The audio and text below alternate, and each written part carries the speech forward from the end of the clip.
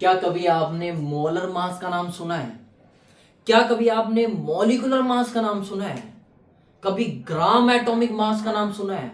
सुना होगा। देखो मैं चार पांच ऐसी सी टर्म बोलूंगा, अगर आपने वो नाम सुना है और उसकी पिक्चर ढंग से क्लियर है आपके दिमाग में, तो ये वीडियो आपके लिए नहीं है। अदरवाइज जरूर देखो। क्यों देखो? देखो ये एज इट इज किसी सिलेबस में नहीं आता, पार्ट नहीं है किसी कंपटीशन का, बट जब हम कंपटीशन की तैयारी करने उतरते हैं और इन टर्म के बारे में हमें क्लियर नहीं है, तो ऑलवेज आपको कंसेप्चुअल दिक्कत रहेगी कि आप सीख कर भी ऐसा लगेगा यार कुछ अधूरा रह गया, हमने अच्छे से नहीं सीखा।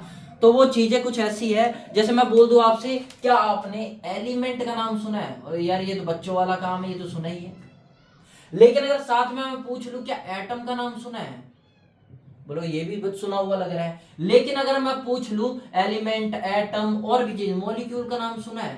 आपने बोलो यार ये भी सुना हुआ, ये तो लिंक है, ये इससे जुड़ के बनती है, ये इससे जुड़ के नहीं, हमेशा जरूरी नहीं है। आपने मैटर का नाम सुना है? वो वाला नहीं, केमिस्ट्री वाला मैटर, आई होप समझ गए होगे। इसके अलावा क्या आपने कंपाउंड का नाम सुना है? सुना होगा। क्या आप इन टर्म्स के बीच में क्लियरली डिफरेंशिएट कर पा रहे हो कि क्या चीज है एक्चुअली वो सारी? अगर हाँ तो बहुत बढ़िया, अदरवाइज और सुनो दो चार टर्म जो इस टॉपिक में, इस वीडियो लेक्चर में आप सीख लोगे, जैसे gram atomic mass, molar mass. अच्छे से बताऊंगा, अभी मैं बता रहा हूं कि इस वीडियो में हम सीखने वाले क्या है। एटॉमिक मास, मॉलिक्यूलर मास, और भी चीजें होती है। और क्या? मोल। अगर मोल सुना होगा तो आपने जरूर एएमयू नहीं सुना होगा। एएमयू अगर सुन भी लिया होगा तो डिफरेंस में कंफ्यूज हो गए। अगर ये है तो ग्राम पर मोल क्या है, ये किसकी यूनिट है, ये किसकी यूनिट है, ये क्यों आया, कहां से आया? अगर ये आया तो जो एएमयू है वो किसका रेफरेंस पॉइंट है? हाइड्रोजन का है, ऑक्सीजन का है, कार्बन का है। ये जो चीज बताई ना मैंने आपने, ये वो बच्चा कंफ्यूज रहेगा जिस बच्चे ने 10 जगह से पढ़ाई करी है। जरूरी नहीं है अगर जिस बच्चे ने 10 जगह से पढ़ाई करी है, इसका मतलब ये नहीं कि वो बच्चा बेकार है। इसका मतलब उसका लगन था पढ़ने में मन, लेकिन उसे क्या है कि एक परफेक्ट सोर्स नहीं मिल पाया या सेटिस्फेक्शन नहीं मिल पाया। तो उसके बारे में जिक्र करते हैं। चलो शुरुआत करते हैं आज की क्लास। तो आई होप अगर जिसे क्लियर ना हो इन टर्म के बारे में वो जरूर इस वीडियो को देखे। ठीक है, शुरुआत करते हैं। सबसे पहले तो मैं इनके बारे में बताना पहले चाहूंगा, थोड़ा सा गाइस कोऑपरेट करना। चलो ठीक है, शुरुआत करते हैं। ठीक है, सबसे पहले हम समझते हैं मैटर क्या होता है। मैटर आपको समझने का कोई बड़ी बात नहीं है। हमेशा मैटर हम क्या है, अगर केमिस्ट्री पढ़ रहे हैं, फिलहाल तो हम केमिस्ट्री पढ़ रहे हैं, तो अगर कोई मैटर बोल दे तो हम क्या समझते हैं कि मैटर का मतलब होता है कि कोई भी ऐसा सब्सटेंस जो जगह घेरे और उसका कुछ वजन हो। मानते हो यही बात? क्या बोला मैंने? मैटर का मतलब ऐसा कोई भी सब्सटेंस जो जगह घेरे और उसकी कोई वो मैटर हो, यानी वजन हो, मास हो, उसे क्या कहेंगे? मैटर। तो सर इसका मतलब, हाँ केमिस्ट्री से रिलेट करना जरूरी नहीं है। इसका मतलब है आप घर में मेरे को देखो, मेरा चश्मा देख लो, आप बोर्ड देख लो, हाथ में रखा ये मार कर देख लो, हर चीजें क्या है, ये है क्या? मैटर है। क्यों मैटर है? क्योंकि ये स्पेस में कोई ना कोई जगह तो घेर रही है, जगह घेर रही है और इसका कुछ ना कुछ वजन तो है। अगर इसका वजन है और जगह घेर रही है तो ये क्या है? मैटर है। तो हमेशा केमिस्ट्री मतलब केमिकल नहीं होता, डेली लाइफ में हर एक चीज केमिस्ट्री से रिलेट करती है। तो मैं मैटर की छोटी सी डेफिनेशन लिख दूं। क्यों लिख दूं? क्योंकि अब मैं जब बहुत सारे टर्म हो जाएंगे तो आप कंफ्यूज होना शुरू हो जाओगे। चलो लिखते हैं। मैटर क्या है? जिसके पास मास हो और कोई जगह घेर रही हो। क्या? Occupy volume. ऑक्यूपाई मतलब घेरना, कोई जगह घेरना, कुछ वॉल्यूम हो, जगह घेर रही हो, कुछ भी एग्जांपल हो सकता है। ठीक है, अच्छा अब मैटर को दो तरीके की मैटर हो सकते हैं। आपने कोई भी चीज उठाई वो दो टाइप की हो सकती है। कौन सी दो टाइप की हो सकती है? या तो वो प्योर होगी या इम्प्योर होगी। सर कहना क्या चाहते हो? प्योर होगी, इम्प्योर होगी? लेमन एक ढंग सी भाषा में बताओ, आम भाषा में बताओ सीधा। क्या बोला मैंने? अगर वो तो या तो मिक्सचर होगा, कहने का मतलब यानी वो किसी से मिलके बना होगा, या फिर प्योर होगा। प्योर होगा, समझो। मिक्सचर का मतलब क्या है? फिजिकली, क्या बोला? फिजिकली मिक्स, यानी केमिकली मिक्स नहीं है, वो बॉन्ड बॉन्ड बना के मिक्स नहीं हुआ अच्छे से, वो एटॉमिक लेवल या क्वांटम लेवल पे बॉन्डिंग नहीं करे है। और ये प्योर का मतलब क्या है, केमिकली बॉन्डेड। केमिकली बॉन्ड का सिंपल सा मतलब होता है कि रिश्ता बनाना, यानी केमिकल्स ने क्वांटम लेवल एटॉमिक लेवल पे जैसे इलेक्ट्रॉन की शेयरिंग करके इन सब से अगर फॉर्मेशन करी तो प्योर की कैटेगरी में आ जाएगा, प्योर मैटर। और अगर उसने सिर्फ फिजिकली इन द सेंस अगर हमने गर्म करा, एक उड़ के भाप में बन गया, एक नहीं बच गया, ये सब क्या है जनरली, आपने नींबू पानी मिला दिया, शरबत बना दिया, सब किस में आ जाएगा, मिक्सचर में आ जाएगा। ठीक है, अब मिक्सचर भी दो तरीके के हैं। एक तो आपने ऐसा मिक्सचर तैयार कर दिया जो क्या है, अलग ही दिख रहा है, मतलब जैसे आपने पानी में रेत मिला दी, क्या मिला दी, पानी में रेत, तो क्या वो मिक्सचर है, मिक्सचर है। कैसा मिक्सचर है, वो होमोजीनियसली मिक्स नहीं हुआ, होमोजीनियस मतलब अच्छे से एक जैसा मिक्स नहीं हुआ, अलग ही दिख रहा होगा रेत और पानी, तो वो कैसा हो गया, heterogeneous mixture. Heterogeneous mixture, I hope ये टर्म आपको क्लियर होते होंगे। अच्छा, होमोजीनियस मिक्सचर क्या है, होमोजीनियस मिक्सचर कुछ नहीं है यार, ये छोटी सी चीजें हैं। होमोजीनियस मिक्सचर क्या है, वो मिक्सचर जो पूरी तरह घुल चुके हैं, जो अच्छे से घुल चुके हैं। कहने का मतलब क्या होता है, एक आपने अगर पढ़ा होगा तो पढ़ा होगा कोलाइडल या सस्पेंशन लेवल, आपको इतने डिटेल में नहीं जाना, बस मैं चाहता हूं आपको ये नहीं चाहता कि हर चीज दुनिया भर का ज्ञान दे दूं, हम पढ़ेंगे रिलेवेंट, आउट ऑफ सिलेबस भी होगा पर रिलेवेंट पढ़ेंगे, जो चीजें समझ में आ जाए। देखो पार्टिकल को क्लासिफाई किया जाता है डिफरेंट डिफरेंट बेस पे, वो कितने छोटे हैं, तो जब वो इतने छोटे हो जाए कि मिक्स होने के बाद पता ना चले, तो उसे क्या कहेंगे, होमोजीनियस मिक्सचर। अब प्योर मैटर की बात कर लेते हैं हमने, मैटर इम्प्योर की बात कर ली, यानी मिक्सचर की बात कर ली जो फिजिकली मिक्स थे, लेकिन अब केमिकली मिक्स या बॉन्डेड है, तो वो कैसे क्लासिफाई करेंगे, उसके लिए भी डिफरेंट डिफरेंट टाइप हो जाते हैं। जैसे यहां मैं बोलता हूं कंपाउंड, कंपाउंड कंपाउंड के अंदर ही आएगा, मॉलिक्यूल में कंफ्यूज नहीं हो जाना, आपको क्या करना है, कंपाउंड, और दूसरा क्या है, एलिमेंट।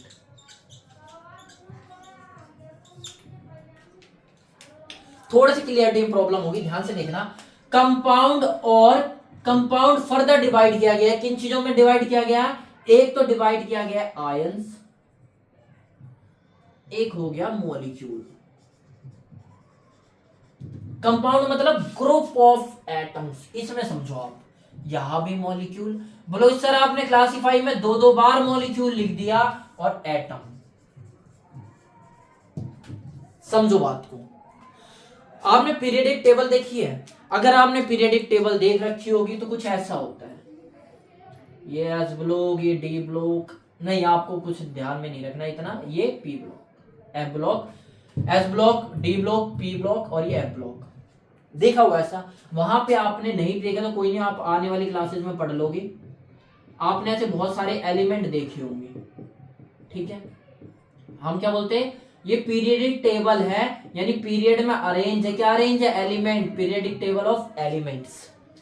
एलिमेंट्स का मतलब क्या है, हमने एटम, यहां पे ना किसी भी एलिमेंट का एक एटम रखते हैं। ठीक है, एटम क्या होता है, सिंपल सी बात है, इसी के साथ सीखते जाओ। अब मैंने आपको मेनली बताना, तो मैं मूल कंसेप्ट पे ले जाना चाह रहा था, लेकिन यहां के थ्रू ले जाऊंगा तो ज्यादा अच्छे से समझ में आएगा आपको। ठीक है, एलिमेंट क्या है, सिंपल सा, कोई भी चीज, जैसे सोना हो गई, चांदी होगी, सारे क्या एलिमेंट। अगर मैंने एलिमेंट की बात कर दी, मतलब मैंने उन सारे एटम को बता दिया जो एक जैसे, इलेक्ट्रॉन, प्रोटॉन, न्यूट्रॉन, यानी जितने भी इलेक्ट्रॉन होंगे, प्रोटॉन होंगे, न्यूट्रॉन होंगे, ये सारे, अगर इसमें दो और इसमें तीन, मान लो जैसे होते तो ये नंबर ऑफ बराबर ही होते हैं, और ये मान लो दो दो दो दो है, तो अगर मैं दूसरा, अगर ये एटम इसकी कैटेगरी में है तो दूसरा एटम भी उठाओ ना तो इसकी कैटेगरी में, तो हम क्या बोलेंगे, ये एक ही एलिमेंट है। तो आई होप आपको एलिमेंट का मतलब समझ में आया होगा। एलिमेंट में बहुत सारे एटम हो सकते हैं, लेकिन एलिमेंटल फॉर्म मतलब एक एलिमेंट के एक फॉर्म को निकाल लिया आपने तो उसे एटम कहोगे। ठीक है, एटम, अब एटम जब कंबाइन करते हैं, अच्छा एटम की डेफिनेशन क्या है, तो आप क्या बोलोगे, अनकटेबल, अनडिवाइडेबल, लेकिन क्वार्ट्ज, एंटीक्वार्ट्ज, न्यूट्रॉन, प्रोटॉन, सब एटॉमिक लेवल पे बहुत सारे हम डिवीजन कर चुके हैं। तो एक डेफिनेशन छोटी सी याद रख लो, क्या होती है? अगर कोई पूछ ले कि एटम क्या होता है, तो आप क्या बोलोगे? Smallest part. क्या? स्मॉलेस्ट पार्टिकल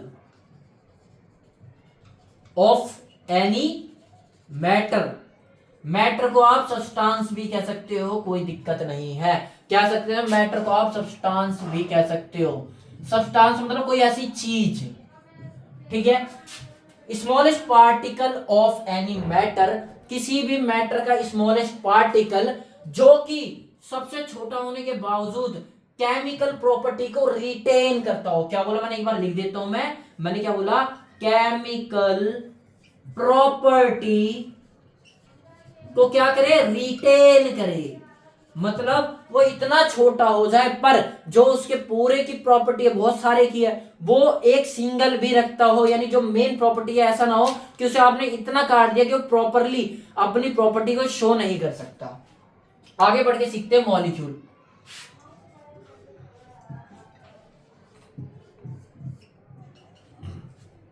मॉलिक्यूल क्या है? ढक्कन गिर गया। मॉलिक्यूल क्या है? सिंपल सी बात जानते हैं। मॉलिक्यूल क्या है? Group of atoms. क्या? Group of atoms. मॉलिक्यूल में मैं जैसे एग्जांपल आपको दिखा दो, Cl2, N2, और भी एग्जांपल O2, O3, ये सारे क्या है? मॉलिक्यूल है। लेकिन क्या यही मॉलिक्यूल है? नहीं, ये तो होमो एटॉमिक मॉलिक्यूल है। होमो मतलब एक जैसे एटम, एक जैसे एटम से मिलकर बना है। और भी एटम हो सकते हैं, देखो। क्या ये मॉलिक्यूल नहीं है? ये भी मॉलिक्यूल है, सिंपल सी बात है। क्या NH3 मॉलिक्यूल नहीं है? ये है, लेकिन ये हिट्रो एटॉमिक मॉलिक्यूल है। यही पे आप समझो, नाम मैंने क्या बोला? Hetero atomic. हिट्रो मतलब अलग, atom, hetero atomic, hetero atomic molecule. जितने भी हिट्रो एटॉमिक मॉलिक्यूल है, इसे हम किस कैटेगरी में रखते हैं? कंपाउंड की कैटेगरी में भी रख सकते हैं। तो क्या मैं बोल सकता हूं all the heteroatomic molecule are compound? बिल्कुल, लेकिन all compounds are, all compound जितने भी कंपाउंड है वो सारे क्या है? हेटेरोएटॉमिक नहीं है, उसके अंदर आयंस भी होंगे। जैसे NaCl, NaCl को मैं अगर एग्जैक्टली वर्ड बोलूं तो मैं क्या बोलूंगा? Crystal lattice. क्या बोलूंगा? Crystal lattice. होता क्या है? Crystal lattice. वैसे ये चैप्टर हट चुका है एनसीईआरटी से, तो आपको जानने की जरूरत नहीं है, फिर भी बस थोड़ा बहुत समझ लो कि ये कोवेलेंटली बॉन्ड ना होकर एक लैटिस के फॉर्म। लैटिस का मतलब होता है कि स्क्वायर फॉर्म में बाउंडेड होता है। क्या होता है? स्क्वायर फॉर्म में। यहां चारों तरफ क्या होते हैं? एटम, NaCl के मॉलिक्यूल्स होते हैं। आई होप आपको क्लियर हुआ होगा इन चीजों में क्या अंतर है। आगे बढ़ के कुछ और चीजें भी सीखते हैं जो कि कंफ्यूजन होती है। अच्छा, जो मैं अब बताने वाला था, अब आप समझ गए होंगे कि आयंस, मॉलिक्यूल्स, एटम कहां से आए। चलो ये मिटाते हैं फटाफट और सीखते हैं नई बातें। एटम क्या है? Smallest particle of any substance या मैटर, किसी भी मैटर का स्मॉलेस्ट पार्टिकल। अच्छा, स्मॉलेस्ट पार्टिकल ऑफ द, चलो आगे बढ़ के सीखते हैं। अच्छा, अब मैं आपसे कुछ नए सवाल करता हूं, उसके बाद आपको ज्यादा अच्छे समझ में आएगा बोलना क्या चाह रहा हूं मैं। मैंने क्या बोला? वेट। वेट का मतलब वजन। आप वजन जब नापते हो तो किस में नापते हो? अगर मैं पूछूं वजन किस में नापते हो, तो आप बोलोगे यार वेट तो हम बहुत सारी चीजों में नापते हैं। ग्राम में भी नापते हैं, किलोग्राम में भी नापते हैं, क्विंटल में भी नापते हैं, टन में भी नापते हैं, और भी चीजों में नापते हैं। पर फर्क क्या है? फर्क है ना, आप अभी बता दोगे क्योंकि आपने ये फिजिकल यूनिट है, हमने जनरली नोटिस करी होती है हमारी डेली लाइफ में। तो आप बता दोगे कि अगर मैं सब्जी खरीदने जा रहा हूं, जैसे आलू खरीदने गया मैं, क्या आलू खरीदने गया, तो क्या मैं वहां बोलूंगा कि 10 ग्राम आलू दे दो, 15 ग्राम दे दो? वहां सेंस नहीं बनती। तो वहां क्या बोलेंगे? हम केजी में नापेंगे आलू को। वहीं मान लो जीरा लेने गए, तो जीरा में हम क्या बोलेंगे? 2 किलो 3 किलो जीरा दे दो? नहीं, हम वहां जनरली हम किस में नापते हैं? हम ग्राम्स में लेते हैं वेट। अच्छा, उसी हिसाब से अगर मैंने बात करी एटम की, तो एटम का वेट जान लो। अच्छा, जो क्वांटम लेवल पे चीजें होती है ना, क्वांटम मतलब क्या होता है, क्वांटम मतलब बहुत छोटे लेवल पे, माइन्यूट एटॉमिक मॉलिक्यूलर लेवल पे जो चीजें होती है उन्हें हम क्वांटम बोलते हैं। तो क्वांटम लेवल पे जब चीजों को नापा जाता है ना, तो उसका एक मेथड है जिसे क्या बोलते हैं, मास स्पेक्ट्रोमेट्री। स्पेक्ट्रोमेट्री आपको बस इतना बताना चाह रहा हूं कि हर आपको बीएससी के शायद सेकंड ईयर में ये टॉपिक आ जाएगा, तो आपको समझ में आ जाएगा कि हाँ ये मास स्पेक्ट्रोमेट्री का तरीका क्या है। पहले पुराने मास स्पेक्ट्रोमेट्री हमारे लैब्स में भी रखे रहते हैं, अब तो बहुत टेक्नोलॉजी आगे बढ़ गई है। तो कुछ चीजें बताऊंगा, आपको मानते हुए चलना है, लेकिन ये नहीं ब्लाइंडली फॉलो करते हुए, थोड़ा बहुत दिमाग में रखना जरूरी है। ऐसा नहीं आप किसी इंस्टीट्यूशन में चले गए, आपने रट्टाफिकेशन मार के चले तो गए, आगे कुछ आता ही नहीं, पूरा ही ब्लैंक है। हमें जितना जान सके यार उसे तो अच्छे से जाने, और नहीं भी जान सकते कोई दिक्कत नहीं, लेकिन वो चीजें तो अच्छे से पता हो जिसके वजह से हमारे जो आने वाले कंसेप्ट है वो समझ में आने हैं। अच्छा, मास स्पेक्ट्रोमेट्री से जब नापा गया तो क्या 1.67 इंटू 10⁻⁻20 ग्राम। ग्राम को कभी जी भी लिख देते, कभी जीएम भी लिख देते, कोई फर्क नहीं पड़ता। तो मैंने क्या बोला, ये आया एक एटम का, कौन सा सबसे स्मॉलेस्ट, जो कि जनरली उस टाइम क्या था, हाइड्रोजन था। हाइड्रोजन में भी बहुत सारे आइसोटोप होते हैं, अभी बात करेंगे। जनरली हम नॉर्मल देखें तो हाइड्रोजन का वेट इतना आया। तो अब बताओ, मान लो मैंने वहीं पे नोटिस करा कि जो जैसे ऑक्सीजन है, ऑक्सीजन इसके 16 गुना ज्यादा है, क्या 16 टाइम्स ज्यादा है। तो मैं अब इसे 16 से मल्टीप्लाई करूंगा। क्लियर है। अच्छा, यहां क्या वो बार बार बहुत लंबी यूनिट लग रही थी, तो इसे मैंने क्या बोल दिया, एक एएमयू। इसको इतने को एक एएमयू बोल दिया, एक एएमयू। किसको बोला मैंने, 1.67 इंटू 10⁻⁻⁴24 ग्राम को एक एएमयू बोल दिया। चलो लिख देता हूं साफ साफ भाषा में, इसे मिटा दो। आपको वेट का कंसेप्ट समझ में आ गया होगा, क्यों हमने ये नहीं चूज करा, ग्राम ग्राम बोलोगे सर चूज तो करा है, ग्राम आपने मोल के लिए चूज करा होगा, आने वाले टाइम में भी बताता हूं, लेकिन जनरली हम एएमयू के टर्म्स में डिफाइन करते हैं जब एटॉमिक मास की बात हो रही हो, मॉलिक्यूलर मास की बात हो रही हो, मोल कंसेप्ट टॉपिक में। ठीक है, मोल कंसेप्ट टॉपिक बहुत इंपॉर्टेंट है, हर जगह काम आएगा अगर आपने ढंग से नहीं सीखा। तो चलो छोटी छोटी बातें करते हैं।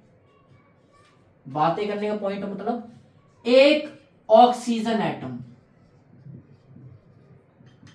का वेट कितना है, तो आपको सीधा बोल देना भाई 16 एएमयू। आपने 16 रट रखा होगा कि नाइट्रोजन का कितना 14 है और इसका क्या है, एटॉमिक मास 16 है, पर 16 क्या है, अगर मैं बोलूं तो 16 एएमयू है। आज क्लियर हुआ, दिमाग में रखना, यही सही है जो मैं बता रहा हूं, बिल्कुल सही बता रहा हूं। ठीक है। अच्छा, एक चीज और छोटा सा पॉइंट बता दे, तो बोनस पॉइंट जो आगे काम आने वाला है। अभी देखो, थोड़ा सा दिमाग में रखना कि जो एएमयू होता है ना, वो रेसिप्रोकल ऑफ एवोगैड्रो नंबर होता है। क्या बोला मैंने, रेसिप्रोकल ऑफ एवोगैड्रो नंबर। आप सोल्व करोगे तो अपने आप आ जाएगा, क्या आएगा, 1 एएमयू। एएमयू ऐसे भी लिख दो, ऐसे भी लिख दो, कोई फर्क नहीं पड़ता। इसे उधर ले जाओगे तो मल्टीप्लाई Na, और ये 1 आना चाहिए, 1 ग्राम। ठीक है, आप जब भी सोल्व करोगे, एएमयू की वैल्यू मैंने आपको बताई दी है, कितनी है, 1.67 इंटू 10⁻14 ग्राम, और इसकी यूनिट 6.022 इंटू 10⁻23। कहां से आया, अभी डिस्कस करते हैं। इतनी सी बात याद रखना कि एएमयू जो है वो Na मतलब एवोगैड्रो नंबर, एक नंबर है, उसके रेसिप्रोकल है, यानी अपोजिट 1 बाय करके है।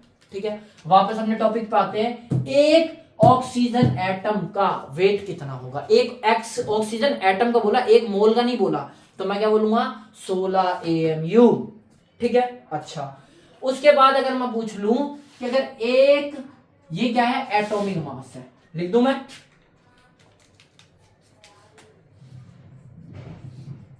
ये क्या है, एटॉमिक मास है।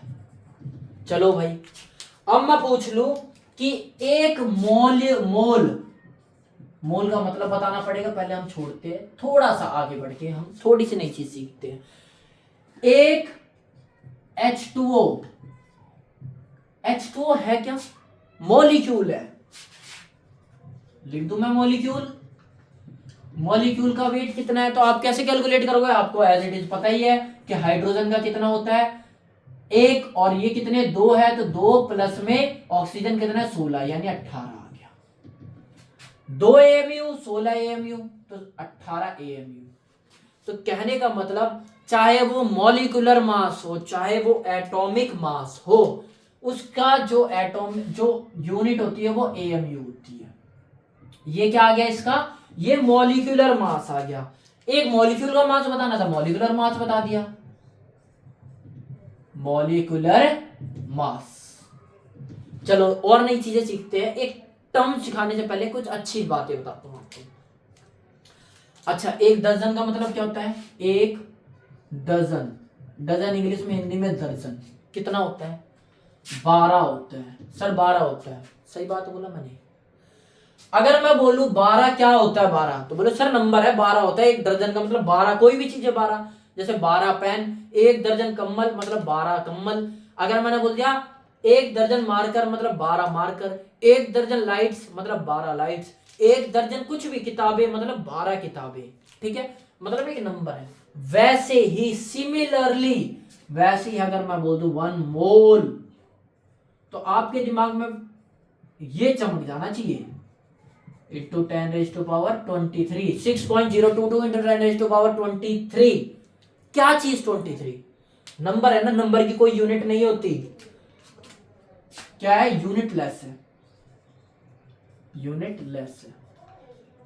6.022 into 10 raised to power 23 ग्राम हो सकता है, एटम हो सकता है। मोल का मतलब आग बंद करके आपको कह देना है 6.022 into 10 raised to power 23 particles. वो पार्टिकल कुछ भी हो सकते हैं, आप एंटिटी बोल सकते हो, यानी कोई भी सामान। एक मोल, अगर मैंने बोल दिया एक मोल पेन मतलब 6.022 into 10 raised to power 23 pence. अगर मैंने बोल दिया एक मोल, एक मोल ऑक्सीजन एटम मतलब क्या है, ऑक्सीजन के एक molecule, 2 molecule, 3 molecule, 4 molecule, 5 molecule, ऐसे मिले मिलके 5 6 7 8 9 गिनती जाओगे, इतनी गिनती 6.022 एटम्स को जब कलेक्टिवली इकट्ठा करोगे तो आप क्या बोल दोगे, एक मोल।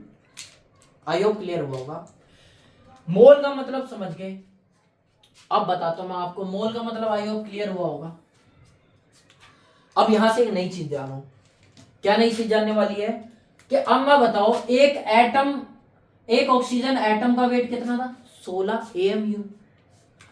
अगर मैं बोलूं एक मोल, एक मोल ऑक्सीजन एटम, इसका वेट कितना होगा, तो आप सिंपल से क्या करोगे, कैलकुलेट करने लग जाओगे। एक मोल मतलब कितने 1.602 into 10 raised to power 23, और एक का कितना था वेट, 1 AMU या 16 AMU, 16 AMU, ठीक है। इतना वेट किसका है, किसका है भाई, एक मोल ऑक्सीजन एटम का। अब एक तुम्हें शॉर्टकट दिखाओ अच्छे से, सर इसे कैलकुलेट करेंगे, कैलकुलेट करने की जरूरत नहीं है बाबा, आपको सिंपल सा क्या करना है, 16 ग्राम लिख देना है। क्यों ग्राम लिख देना है, आप बताओ क्यों ग्राम लिख देना है। अब देखो करके देखो कैलकुलेट, सामने समझ में आ जाएगा। 6.022 ये है क्या एक्चुअली, ये एक्चुअली है क्या, ये जो टर्म है ये है क्या, Na तो है, Avogadro number multiply by 16 AMU। अब तुम्हें मैंने एक चीज बताया था कि ये इसका रेसिप्रोकल होता है, ठीक है, बराबर 16 ग्राम। ये अभी हटा देते हैं, मैं यहां से क्लियर करता हूं। अब तुम बताना, मैं इसे इस फॉर्म में लिख सकता हूं, लिख दूंगा तो Na को मैं 1/AMU लिख सकता हूं, लिख सकता हूं into 10 raise to power 16 AMU, ठीक है। AMU से AMU कट गया, आ गया ना 16 ग्राम। आई होप क्लियर हुआ होगा। अच्छा, मैंने जैसे बताया एक मोल का इतनी वैल्यू, वैसे ही स्टार्टिंग में क्या हुआ, AMU कहां से आया अगर इसकी बात करी जाए तो स्टार्टिंग में क्या देखा गया कि सबसे लाइटेस्ट और स्मॉलेस्ट एलिमेंट को चुना गया, जो कि पता चला क्या है, हाइड्रोजन है। क्या है, हाइड्रोजन है, हाइड्रोजन है। अब ये मत बताना एएमयू का कंसेप्ट हमारे सर ने कार्बन 12 इन सब के बारे में बताया, अभी डिस्कस करूंगा, पहले सुनो मैं क्या बोल रहा हूँ। स्टार्टिंग कहां से हुई, स्टार्टिंग में देखा गया, अच्छा हाइड्रोजन में भी क्या है, आइसोटोप के बारे में बता देता हूं। आइसोटोप मतलब एटॉमिक नंबर तो सेम है लेकिन एटॉमिक वेट अलग अलग होते जा रहे हैं। तो हाइड्रोजन के आइसोटोप के बारे में जान लो पहले थोड़ा सा। हाइड्रोजन है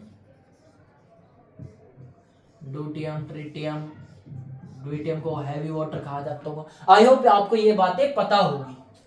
चलो जो मेन मुद्दा है वो करते हैं। हाइड्रोजन नॉर्मल वाला, ड्यूट्रियम, ट्रिटियम, ये सब हाइड्रोजन के आइसोटोप है। आइसोटोप कहने का मतलब क्या है, इन सब का एटॉमिक जो नंबर है वो तो एक है लेकिन एटॉमिक मास डिफरेंस है। क्या है एटॉमिक मास, इसका है भाई, इसका एक ही है, इसका दो है, इसका तीन है। सर ये वेरी क्यों करेंगे, एटॉमिक मास है क्या, ये समझो, सारी बातें समझाऊंगा। हाइड्रोजन का एक एटम बना लिया, इसके अंदर क्या है, अगर इसके अंदर बात करा जाओ, अगर मैं नॉर्मल हाइड्रोजन की बात करा जाऊं तो इसके अंदर प्रोटॉन पहले लिख लेता हूं, प्रोटॉन, न्यूट्रॉन, इलेक्ट्रॉन। इलेक्ट्रॉन पहले ऐसे लिख देता हूं सीरीज वाइज, आपको याद रहेगा। Electron, proton, neutron, electron, proton, neutron, electron, proton, neutron. Basic बात है, कोई एडवांस नहीं चल रहा अभी।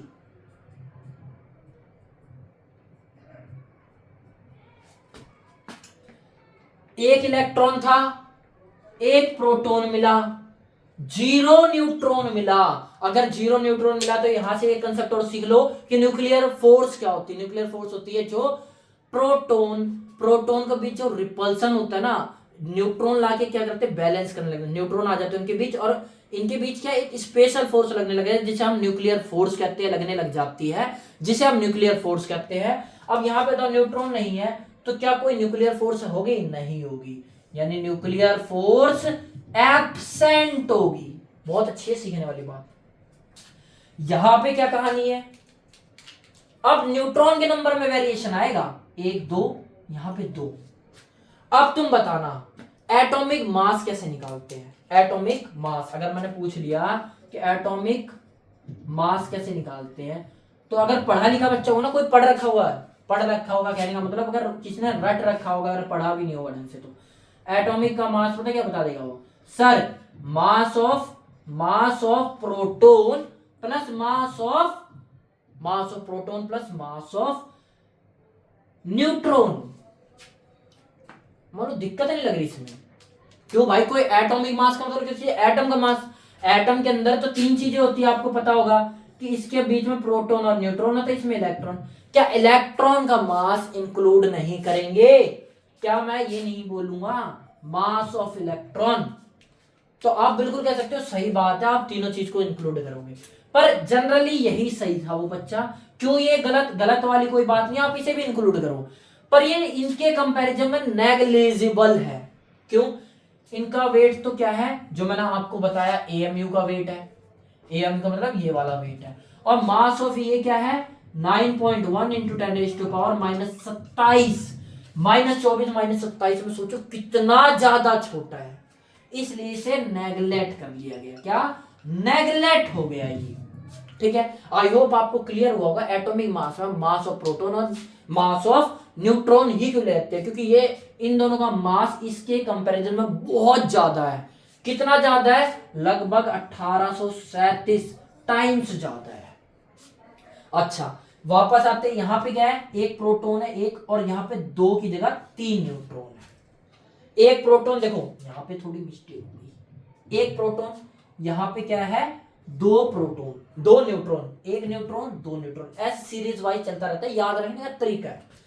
अब इसके अंदर देखो एटॉमिक वेट क्या हो गया, ज्यादा बढ़ गया नहीं बढ़ गया, सर बोलोगे बढ़ तो गया, पर ये तो 3 हो गए, आपने 2 लिखा है। नहीं, मैंने क्या बोला, ये तो नेग्लिजिबल है, इसका जो वेट है वो नेग्लिजिबल है, इन दोनों का वेट काउंट होगा, इसलिए 2 आगे। अब यहाँ पे क्या 3 आ गए, समझ में आया होगा कहां से आया 3। चलो आगे बढ़ के और चीजें सीखते हैं जो हम मेन सीखने वाले थे, ठीक है। आई होप आपको समझ में आया होगा। मैं ये सिखा रहा था आपको 16 ग्राम कहां से आया। अब ये 16 ग्राम क्या है, सर बोलोगे 1 मोल का वेट है। क्या 1 मोल का वेट है, 1 मोल क्या, हाइड्रो ऑक्सीजन एटम का। अगर ऑक्सीजन एटम का है तो उसे क्या बोलेंगे, एक मोल का अगर वेट है ना, क्या बोलते, कोई भी। अगर बोलते एटॉमिक मास मतलब एक एटम का मास, मॉलिक्यूलर मास मतलब एक मॉलिक्यूल का मास। अगर मैंने बोलते एक मोल किसी भी चीज का, क्या बोला मैंने, एक मोल अब किसी भी चीज का ले लिया ना तो उसका नाम पड़ जाता है, उसका नाम क्या पड़ जाता है, एक मोल कोई सी भी चीज ले लिया उसका नाम पड़ जाता है मोलर मास। एक बार दोबारा समझो, ध्यान से समझो, समझ में आएगा। क्या बोला मैंने, एक एटम का मास तो एटॉमिक मास, एक मॉलिक्यूल का मास तो मॉलिक्यूलर मास। अगर एक मोल का मास, किसी भी एक मोल एंटिटी होगी उसका मास निकालेंगे हम क्या बोलेंगे, मोलर मास। अच्छा अब मुझे बताना कि अगर मैं पूछूं कि एक एटॉमिक मास क्या है ऑक्सीजन का, तो आप क्या बोलोगे, 16 AMU। अगर मैंने बोल दिया कि एक मोल ऑक्सीजन का मास या फिर मोलर मास अगर मैं कहूं तो ये क्या निकला है, 16 ग्राम मोलर मास। मोलर मास तो ये क्या है, 16 ग्राम। तो मोलर मास क्या होता है, ग्राम में होता है। एक मोल तो मैं इसकी यूनिट में बता सकता कि पर मोल में कितने ग्राम है, तो ये मोलर मास की यूनिट आ गई। एक मोल में कितने ग्राम है, ये मोलर मास की यूनिट आ गई। चलो आगे बढ़ के और थोड़ी सी चीजें जानते हैं। क्या जानने वाली बात है कि जो मोलर मास है ना, ये मोलर मास, इसको ही एक नया फैंसी सा वर्ड बोल देते हैं। क्या बोल देते हैं हम, इसी को दूसरा नाम रख देते हैं gram atomic mass. Nothing but molar mass. Molar mass को ही ग्राम एटॉमिक मास क्यों कहते हैं, क्यों कहते हैं, क्योंकि एटम का तो मास है लेकिन इन ग्राम है, ग्राम में है ना, देखो 16 ग्राम। समझ में आया कहां से आया। आई होप आज की चीजें आपको क्लियर हुई होगी। कोई दिक्कत लगे आप बताना, मैं दोबारा एक्सप्लेन कर दूंगा। आगे चल के हम बहुत सारे कंसेप्ट सीखेंगे, लेकिन मैं ऑलवेज ट्राई करूंगा कि बेसिक से उठाता चलूं। सबका लेवल जरूरी नहीं है ना कि इन चीजों से मेंटेन करता हो। तो ये तो ऐसी चीज है जो आपको नहीं आती तो आप केमिस्ट्री में एंटर करना ही बेकार है। राम राम।